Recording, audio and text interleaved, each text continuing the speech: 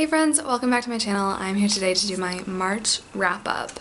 This video might get split into two segments, like it'll still be all in the same clip. As of today, it is March 24th and I have read 8 books. However, I do think I'm going to be finishing more. I just won't be able to be in this space for a little bit because I'm heading home tomorrow. So I wanted to film the first half of the wrap up here, and then there might be some little clips at the end of this video of me wrapping up a 1 or 2 or 3 more books that I will have finished by the end of the whole month. So I just wanted to let you guys know, but I honestly had a really good reading month this month. Like March was full of books that mostly were honestly 4 stars or very high 3 stars. I had a lot of like really heavy books as well, books that like almost made me cry.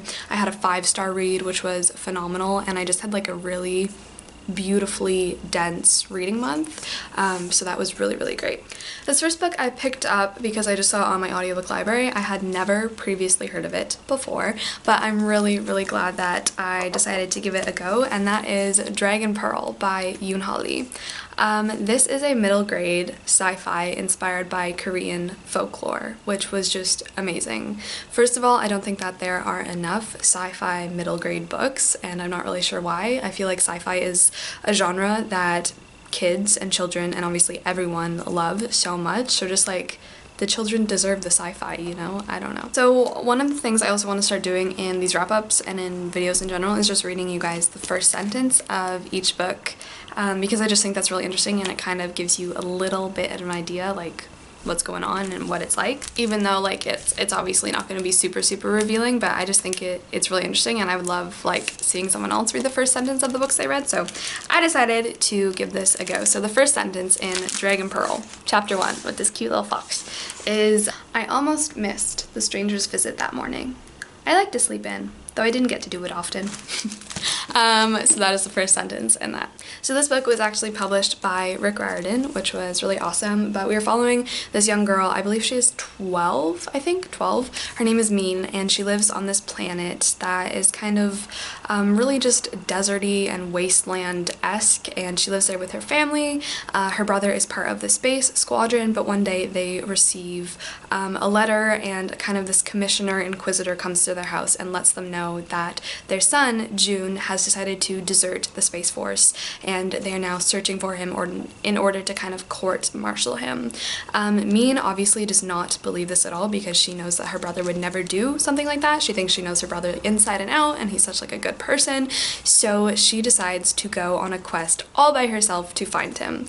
The thing I haven't mentioned is that they're actually a family of gumiho. If you don't know, gumiho in Korean folklore are the fox spirits, so they can work magic, they can shapeshift and do all sorts of things. But in this world, the gumiho are actually really despised, and there's so much prejudice and animosity and everything directed towards them, so Min's mother doesn't want anyone knowing that they're actually fox spirits. So amid this kind of tension and atmosphere and world, Min sets out away from her planet and goes in search of her brother, who is actually in search of the title, the Dragon Pearl, which is a pearl, an object that is said to be able to terraform planets, make things better, and kind of restore order to, if not the galaxy, then at least a couple planets, if it can. So I adored this. I really liked it, you guys. I gave it 3 stars, which is a really good rating, honestly, and I just thought it was incredibly like everything I wanted. I love sci-fi where you get to travel to new worlds, to new galaxies, and everything like that, and new planets, and there was so much of that.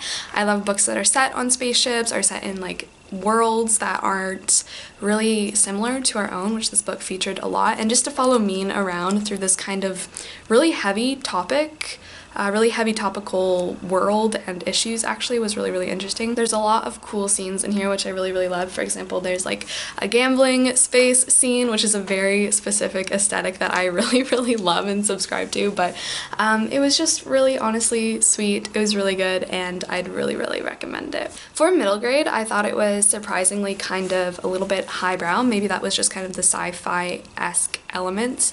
For example, there's just like a lot of sci-fi jargon and talk, which like I am literally all over. I love that kind of stuff, so it was just honestly really good, and it did work in more Korean folklore than just the gumiho. There's goblins in here, there's dragons, there's just ghosts and a lot of spirits, and it's really really cool. I honestly don't really have anything bad to say about this. The middle part was a little bit slowed down, but that is a very, very small complaint. So if you guys are looking for like a sweet middle grade sci-fi with some wonderful Korean folklore in it, I would really, really recommend Dragon Pearl by Yoon-ha Lee. Love this.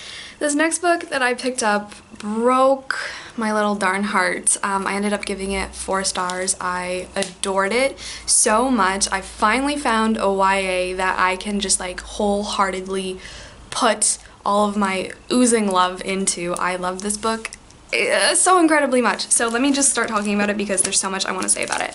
That book is Lovely War by Julie Berry. I've had this on my TBR for a really long time, so when I saw it on Libby, finally able to listen to it fully, I snatched it up and it, oh my gosh, it broke me. It was so good. The first sentence in Lovely War, the overture. December 1942. I hear a rhapsody. It is early evening in the lobby of an elegant Manhattan hotel. Crystal prisms dangling from the chandeliers glow with soft electric light. So good. I didn't actually realize this was a young adult book until after I had finished it. The whole time I was reading it, I thought it was just an adult fiction book because it really, really read like that. Like, it was very mature, dealt with a lot of mature themes, and I just, oh my gosh, I can't tell you guys how good this book was. So if you don't know what Lovely War is about, it is a very interesting, cool concept in and of itself. So it is historical fiction with 3 kind of layers of historicity to it, which was just incredible. So this book begins in 1942 during the Second World War. The scene is set in a very fancy hotel, and we are following this young couple as they are led into their hotel room and start just making out, going at it, and all of a sudden a golden net gets thrown over top of them. If you haven't guessed it, the couple is obviously Aphrodite and Ares, the Greek gods, and the story begins from there in 1942. If you don't know, the kind of Greek mythology there is that Aphrodite is married to Hephaestus but takes Ares on as her lover. She was actually forced by Zeus to marry Hephaestus because she's obviously the most beautiful goddess and everyone was fighting over her, so in order to prevent a kind of war amongst the gods, Zeus married her off to the ugliest kind of crippled god, Hephaestus. While Ares and Aphrodite are in this hotel room, Hephaestus actually traps them with a golden net because obviously he's not really pro post-marital affairs. So the trial begins, the very famous trial where Aphrodite is on trial for her affair with Ares in this 1942 World War II hotel room. And as witness, Aphrodite brings in all of these other gods. Apollo features in here, Hades features in here, and it was so remarkable. So we've got already the Greek layer of history, 1942 World War II layer of history, but this book is actually primarily set in World War I, which is the main level of history that it deals with. So it was just this really, really cool concept and layering to begin with, but the story did not disappoint either. Like, the story met that structure's just incredible figuring, and it was amazing. So basically, in order to explain her love affair with war, why love loves war, Aphrodite starts to tell this love story set during World War I between 2 different couples.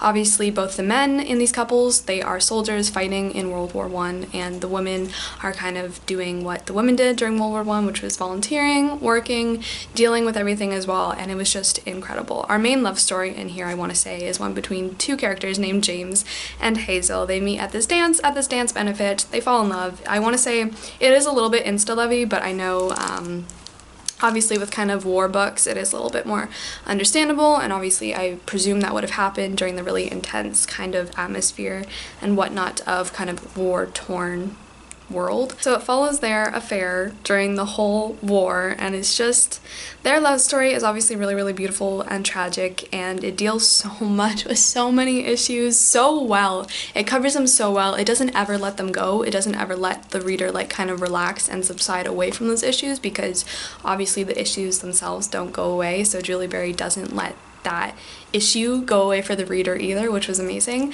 The second couple we are following in here are named Aubrey and Colette. Aubrey is this really, really amazing, like basically prodigy piano player from Harlem, but he gets drafted into one of the first kind of black regiments in World War I, and obviously there's so much just like you can imagine exactly what goes on in here. It made me cry. And Colette is from Belgium, from one of the cities whose basically entire population was just decimated by the war.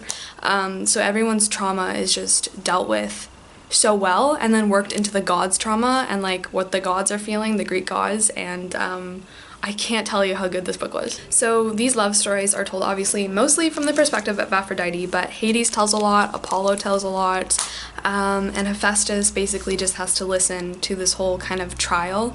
Ares speaks, and at the end it's just like, I'm obviously not going to spoil anything, but this book was just, it had exactly everything I wanted in it. I'm usually not a big fan of World War I, or just kind of, well, obviously I'm not a fan of World War I, but I'm like not a huge reader of World War historical fiction, just because I've read so many of them in my life now, but this one did it in such a beautiful, new, breathtaking way that I can't speak like highly enough of it. So, and then, as if I wasn't already blessed enough by Lovely War, I followed it up with my 5-star read of the month, which was also about the Greeks, but you guys know that it is Prometheus Unbound by Percy Bysshe Shelley.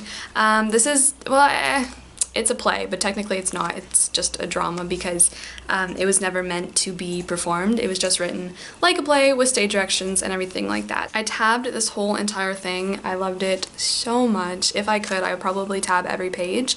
Just obviously Shelley's like a very just sublime romantic poet, and he just, the words, there are no words, he's taken them all. So this follows Prometheus's story. Prometheus, who obviously gave humans fire in order to survive, and in doing so Zeus really punishes him for eternity, basically chains him to a rock to have his guts eaten by eagles, birds, for the rest of his life. So, but this play is actually based on a preceding play by the Greek playwright Aeschylus called Prometheus Bound. So Percy Bysshe Shelley, this play is really political as well. Obviously during kind of the Romantic Revolutions, a lot of stuff was going on, but obviously Percy Bysshe Shelley decides to title it Prometheus Unbound. So you kind of already know what happens in here. He flips the myth kind of upside down, and Prometheus is actually freed from his kind of eternal turmoil, eternal suffering, and there's this prophecy about him and what he will do for humanity and everything like that, and what he will do to Zeus. So that was really interesting. Personally, I adored this so much just to see what happens to Zeus, because no one likes Zeus. Let's just get it out there. No one does. So this was really pleasing in that respect as well. You guys know I read a lot of this in my reading vlog, so I'll leave those down below or up below or whatever, but just if you can see how many tabs are on this very short play as well. Like, it's an incredibly short play. It's only about 86 pages, but every single page was filled with so much language that I still can't get over. I'm still so rattled about the words that were used, and I want to memorize this whole thing and put it into my heart and my brain and just never let it go. So this is probably my #1 recommendation for plays. I think it's become my favorite play of all time. It became one of my favorite books of all time. I added this to my favorite shelf on Goodreads, which never happens with a book, so when I finally get to add another book to that list, it's really exciting. The first line in Prometheus Unbound is, it's Prometheus talking, but monarch of gods and demons, and all spirits but one, who throng those bright and rolling worlds, which thou and I alone of living things behold with sleepless eyes. Then we had a book that was a little bit of a disappointment, although I really wasn't expecting to really just kind of vibe with this and love it as much as everyone else does, but I decided to give it a go because it's very popular. You guys have probably read it, but it is Call Me By Your Name by Andre Aciman? Don't know. Okay, so where do I start with Call Me By Your Name? Let's just start with the first sentence. Let's start, because I think that's a pretty good sum up of this book. Part 1, if not later, when? So the first line in Call Me By Your Name is later, the word, the voice, the attitude. So I feel like that pretty much honestly sums up this book and sums it up for me. I gave this 3 stars, which is still a really good rating, but I was really let down by it. I'm not the biggest fan of romance books. I like romance in books, but when the whole genre is just centered around the romance, I get really bored, and that was my main issue with this book, was that it just bored me. I enjoyed the writing enormously. Like, the writing was really good. I'm not gonna have any qualms or problems or anything like that about the writing, because Andre's writing was just honestly really, really fabulous. It added a lot to the story as well, which was nice, but what it was writing about was not like exciting to me. It was a really, really cool character study of our two people within the relationship. If you don't know, sorry, I did not explain anything. But basically, oh crap, what is his name? Elio, he lives in Italy, and each kind of season his father and his family invite a guest to come and stay with them. Usually they are a master's student working on their thesis or something like that, but this time it is a young American man named Oliver. And Oliver is quite a bit older than Elio, and throughout the kind of time that Oliver is there staying with Elio, they kind of develop this relationship. On the back it's called One of the Great Love Stories of Our Time, but like honestly I just didn't feel that. I felt like Elio was like, not that he was used or that he was kind of mistreated or whatnot, but I just really didn't feel that love and that chemistry. I just felt like it wasn't there at all, which is really surprising. But I really didn't, this book didn't make me feel anything except for being like, wow, that is some great writing, but that was kind of it. I just like, I didn't feel for any of the characters. I didn't like anyone in this book, and I know like that is maybe part of the issue, that they're not very likable people, which they don't have to be, but I just really didn't, I found myself not caring. And when Ellie would go on and on about Oliver and all this stuff for pages and pages, I would just be kind of like, why? Like I would just question it, and I just, yeah.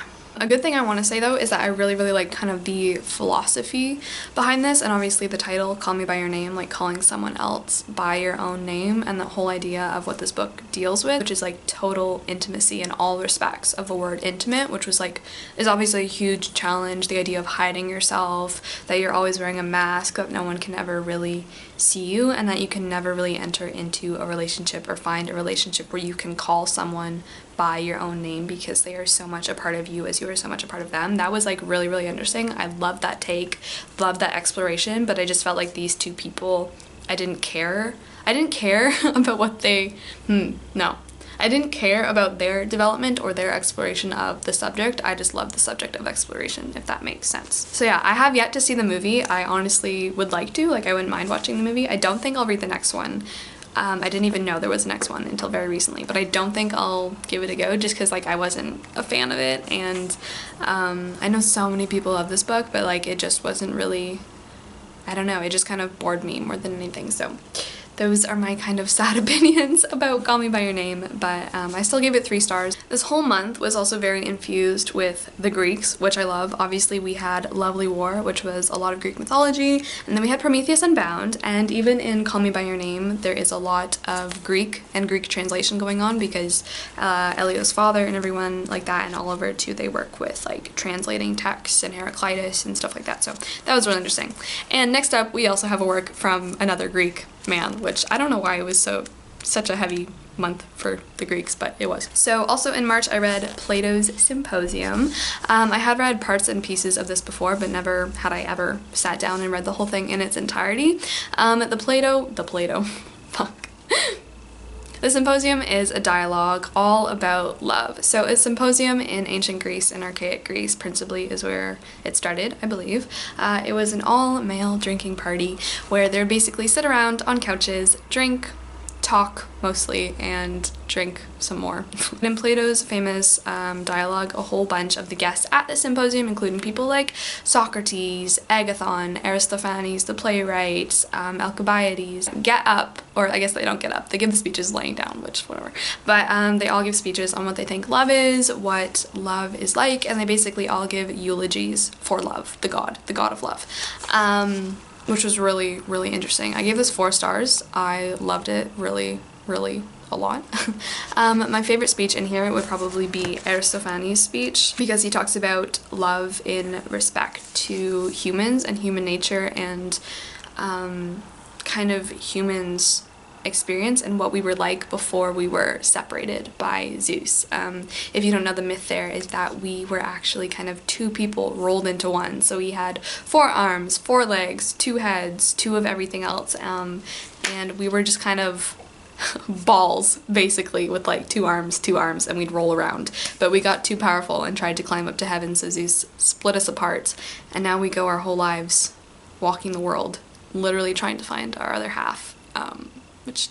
Those were basically the parts that I tabbed here, were those bits in Aristophanes' speech, because I really, really like that idea, and I know it's appealing to a lot of people. But the first line in the Symposium, it's also super, super short text, so don't be scared to like get into it or anything like that. But the way it starts is kind of in a frame narrative, because this man named Apollodorus is walking, and his friend catches up to him and tells him to tell him about Plato's, or about the symposium that took place a few nights ago. So Apollodorus says, "In fact, I'm well prepared to answer your question.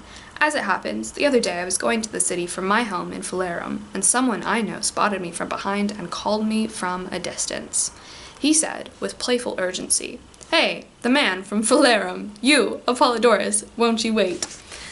So that's really not a good introduction, but that's the introduction. It was also nice to add another work of Plato to my list, because I've read a lot from him now, obviously, but never the Symposium. So I'd really recommend. It's a really, really cool philosophical view on a lot of different areas and facets and corners of love, but yeah.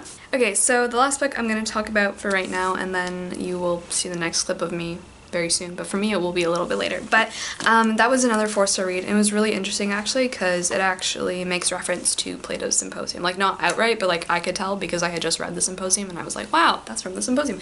Anyway, the book is On Earth We're Briefly Gorgeous by Ocean Vuong. This is actually my second Ocean Vuong book. It's actually his second book too. I believe he's only written this one and another poetry collection called Night Sky with Exit Wounds, which was also amazing. I enjoyed this one a lot better, principally because it was written like in a letter format, and I really love letter-like written books, if that makes sense. So On Earth We're Briefly Gorgeous is a letter written from a son who is in his mid-20s to his Vietnamese mother, who cannot read English or write English or really speak the language at all. It focuses a lot on the generational trauma from the Vietnam War and how that spans generations and spans family lines, even when people like the narrator of this book, whose name is actually Little Dog, live in America, and they're no longer in Vietnam, but they're still kind of prey to that trauma from their family, from the American movement and everything like that. It deals so much with all the like huge problems at the heart of America, be that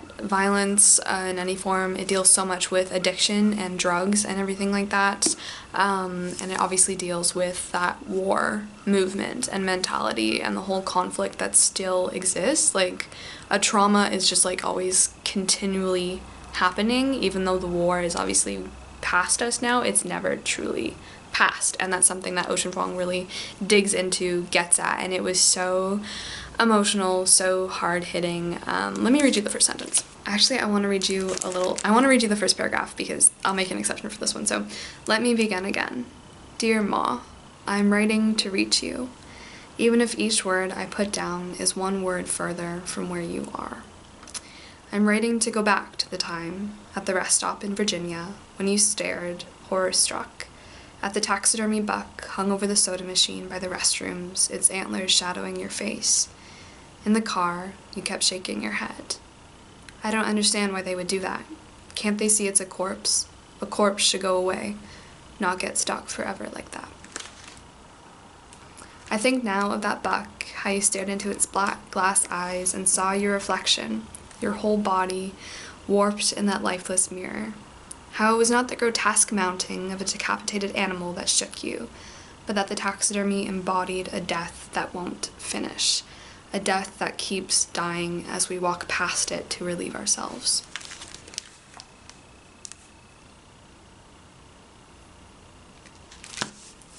I feel like that's one of my favorite opening pages ever. Like that, just the power that this author has is just incredible. I adored this book so much.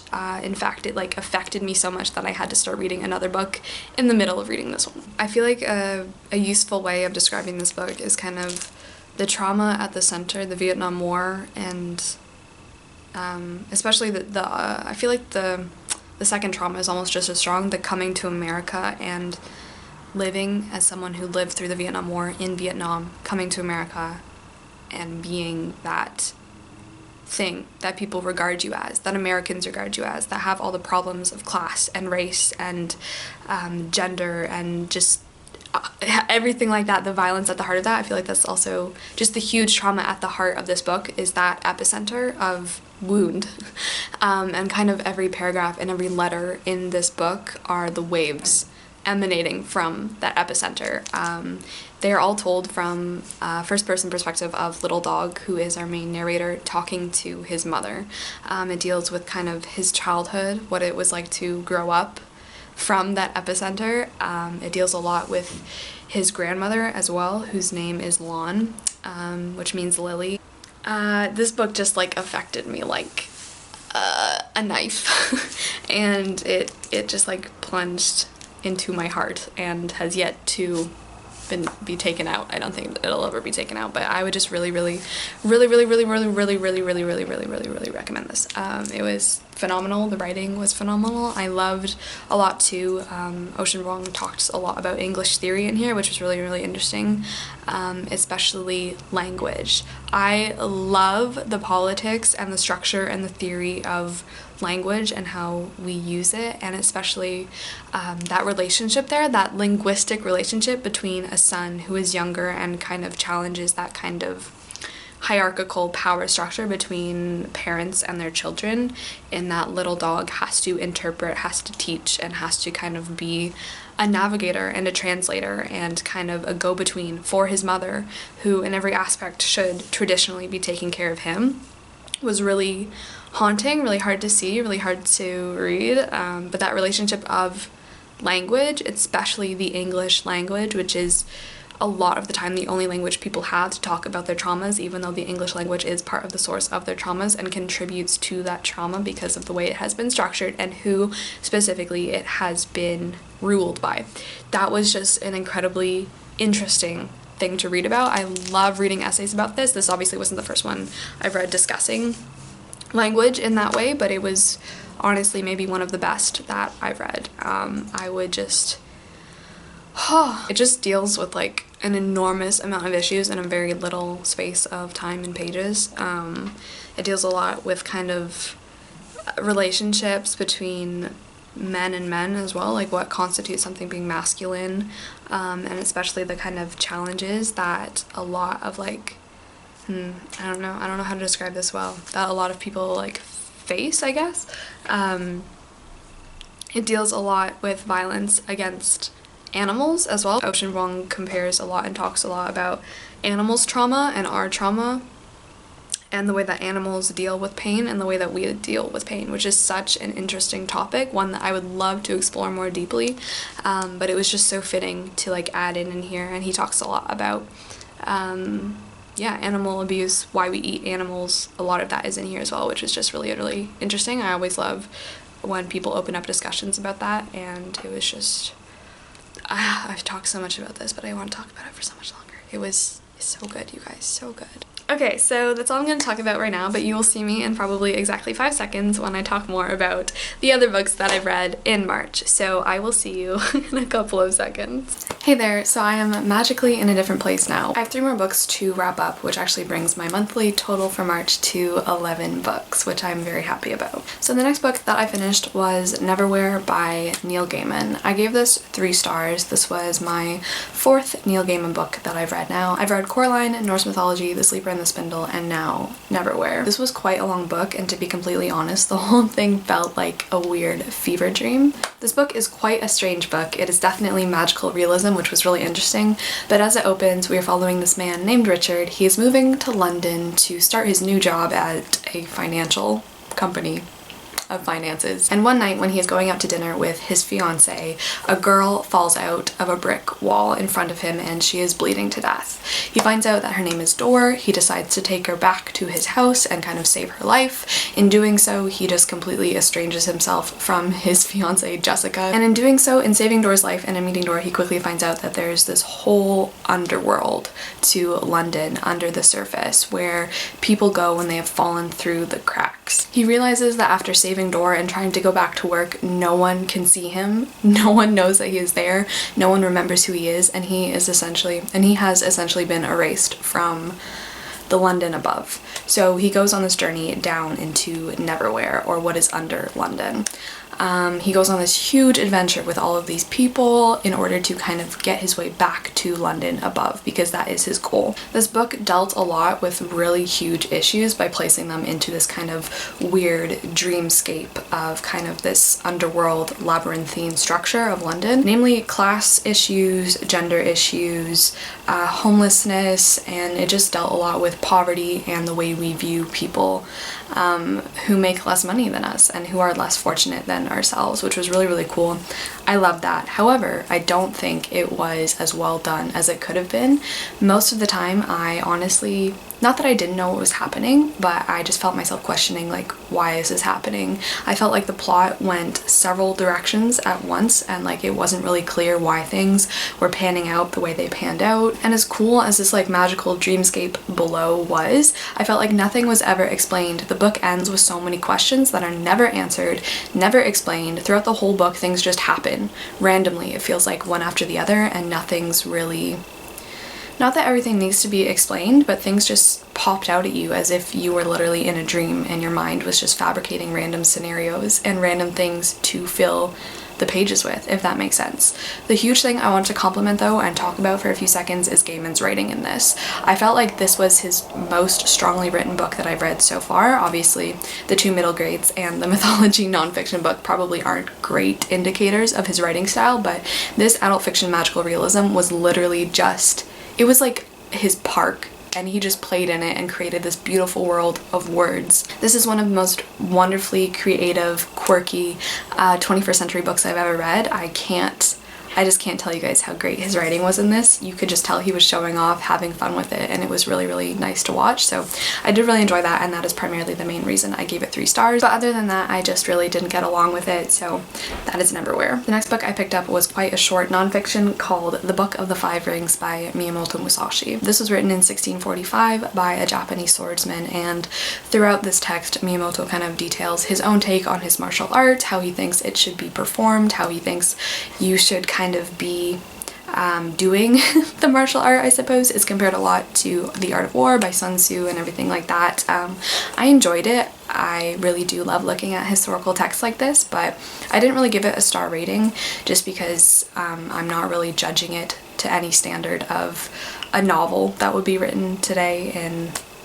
in my world, and I don't really want to judge it based on my sketchy knowledge of Japanese texts from the 1600s, if that makes sense. So I do want to say though that I really, really enjoyed it, and it was really interesting. A few days ago, I also finished a YA called Blood Heir by Emily Wen Zhao, and I like this, but I felt like throughout the book, my star rating went down, down, down. I felt like the first few chapters of this book was like a 4-star read. So in Blood Heir, we are following Anna, who is the crown princess of this empire, but she is actually on the run and is in exile because people think that she murdered her father, and obviously that is treason.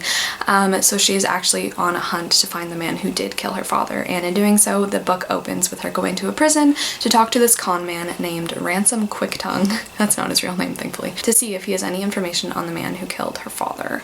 And from there, the both of them end up going on this huge journey and quest to clear both of their names because they're both in a bit of hot water.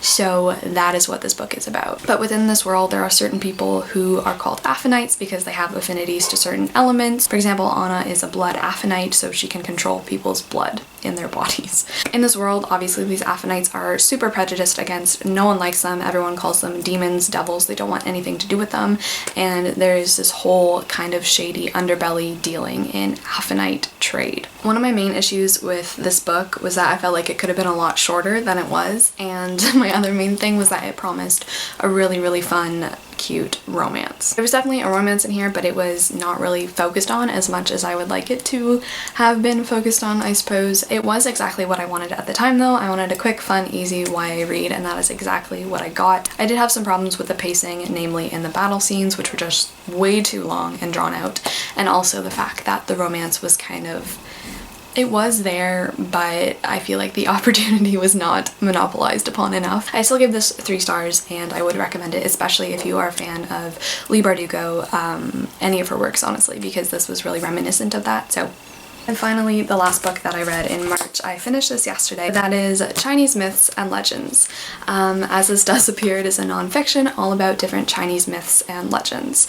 I had never read a collection of Chinese myth before, so this was really, really interesting. I love this so much. I gave it 4 stars, and I would be really interested in reading definitely a longer one because this was quite a short little compendium. I feel like the myths weren't detailed enough, they weren't expanded upon enough, and I know there's so much history, so much lore there, and so many different takes on these myths that I would really enjoy a bigger companion to this, if that makes sense. So in this one, it goes over the creation of humans, the creation of the gods, and then it details basically every god of heaven, because there's quite a few, and then the myths that appear to their name or during their kind of reign as emperor, which was really, really nice. And it is a really beautiful illustrated edition.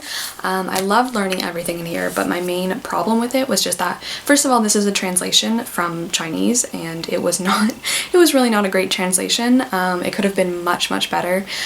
There were a lot of mistakes that I found in here, but I really didn't have a huge problem with that just because it was focused primarily on the myths, so that was the part that I did enjoy. I felt like I learned so much from this, and I just really loved it, especially when you read a lot of mythology and you're able to compare and contrast it to everything you know from other mythologies. There's so many similarities, and it's just really cool to see how each mythology influences, touches, and colors another mythology. So that was really, really cool. If anyone has any recommendations for a bigger, more expansive range of Chinese legends and mythology and folklore and anything like that, please tell me, because I would be so down to read it. So this was a really great way to finish off the month, and I just had such a good reading month. Like, this was 4 stars, I had a 5-star, and it was great. It was great. I would recommend this one. So those are the 10 books that I read in March. I'm very excited for April because it is the magical readathon, and I have a lot of books on my TBR, so wish me luck. But thank you guys so much for watching. If you have any thoughts on these books, always tell them to me because I love hearing bookish thoughts. Without further ado, I will see you guys in my next video. Ciao!